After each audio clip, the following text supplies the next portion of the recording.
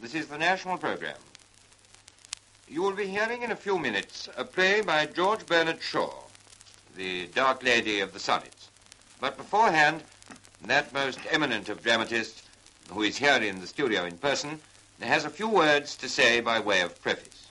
This is a Shavian preface that no one has yet read, because it's been specially written for this occasion. Ladies and gentlemen, Mr. George Bernard Shaw. This play, which you are going to hear, is all about Shakespeare and Queen Elizabeth, but it is really only an appeal for the national theatre, which we have been trying to make the English nation establish for 30 years past. Dame Edith Littleton invented the play in 1910. I wrote the dialogue, and we had a grand performance at the Haymarket Theatre with Mr. Granville Barker in the part of Shakespeare. But I'm not going to talk to you about the National Theatre. Shakespeare does this so eloquently in the play, and Queen Elizabeth is so up to date with her reply to him, that if I anticipate them, I shall spoil their speeches for you. So let me tell you how far the play is historical. It takes place in the old royal palace of Whitehall, where Shakespeare often acted for the amusement of King James. We have Ben Jonson's word for it. He says that it was on banks of Thames that Shakespeare did oft delight Eliza and our James. Now, I have my doubts about Eliza. She was a bit of a scholar, but she was a great out-of-doors woman, and when she was not taken up with her queen business, she liked riding, hunting, staying in country houses, dancing, flirting, and ordering the most magnificent dresses ever worn by mortal woman. There's no evidence that she took any interest in the theatre. A stage player was to her, at best, a nobleman's servant of much less importance to her than his cook, and at worst, a rogue and a vagabond. Still, a playwright whose works got printed had to be able to put his stage directions into good Latin, for in Eliza's time, playwrights were not so illiterate as they are today.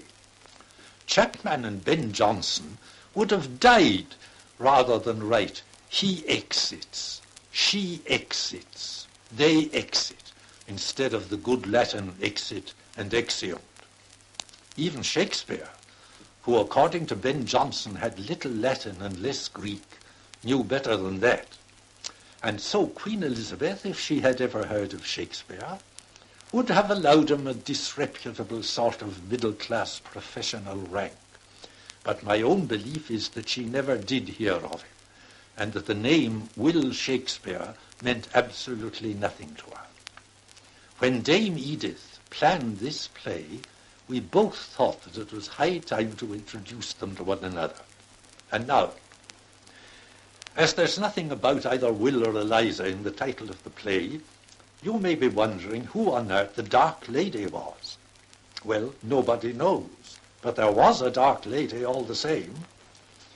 Shakespeare, in addition to his plays, wrote a batch of 154 sonnets, most of them addressed to a certain young man known as Mr. W.H., who was one of those very attractive people whom we call world's sweethearts. They are mostly film stars nowadays. They are adored equally by men and women because their attraction is one of beauty and charm and has nothing to do with sex. Shakespeare's sonnets to this young gentleman are far more affectionate and admiring than any that he would have addressed to a woman. And the proof of this is that the sonnets to Mr. W.H. are interrupted by some that were addressed to a woman with whom Shakespeare had fallen in love. He was furious about it, for Shakespeare did not like being captured in this way, especially by a lady for whose character he had no respect and whose personal appearance was by no means satisfactory. For it happened that she was a black-haired beauty, and as Queen Elizabeth had red hair, black hair was very unfashionable. And so the lady is known to us only as Shakespeare's Dark Lady. He was fascinated by her, but he revenged himself by writing savage sonnets, one of which is the most terrible denunciation of that sort of love in existence. And another points out all the lady's defects so mercilessly that she can hardly have been consoled by the concluding lines. And yet, by heaven, I think my love as rare as any she belied by false compare. Now, it may gratify a woman to be told, I love you, but to be told, and yet I love you, after a whole string of insults, is quite another pair of shoes. No wonder the Dark Lady preferred Mr. W.H., and thereby provoked a first-class quarrel between him and Shakespeare. In the play, I have assumed that the Dark Lady was a maid of honor at Elizabeth's court. A friend of mine, the late Thomas Tyler, discovered that one of Elizabeth's maid of honor, named Mary Fitton, got into scrapes at court by her gallantries. Well, I had to get the Dark Lady into Whitehall Palace somehow, so let us pretend that she was Mary Fitton. Whitehall Palace was burned long before I arrived in London 62 years ago, but it still exists in my imagination, and the place where it stood is now right under my bedroom window. It ought to bear Shakespeare's name, but they call it Horse Guards Avenue, because all the tourists and the country folk and the provincial football fans congregate at the end of it to stare at the two mounted guardsmen in their sentry boxes and cuirasses. Not one of them ever turns round to look at the spot where the sweet swan of Avon upon banks of Thames did oft delight Eliza and our James. I wanted the National Theatre to be there, and when the government announced their intention of pulling down the old houses, which are now all government offices, with their old-fashioned grates, which make more smoke every morning when the char ladies arrive than the whole city of Edinburgh, I claimed a place for Shakespeare's National Theatre there.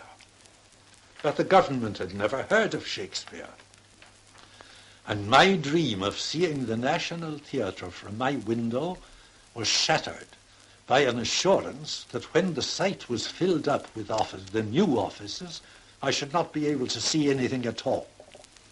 So we have had to buy a magnificent site in Kensington, which Shakespeare knew only as a far-off village.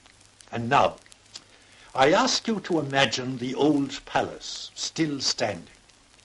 You may find it hard to imagine it by daylight, but if you imagine it at 11 o'clock at night, with everybody gone to bed except the warders on duty, it will be as easy as any other dream.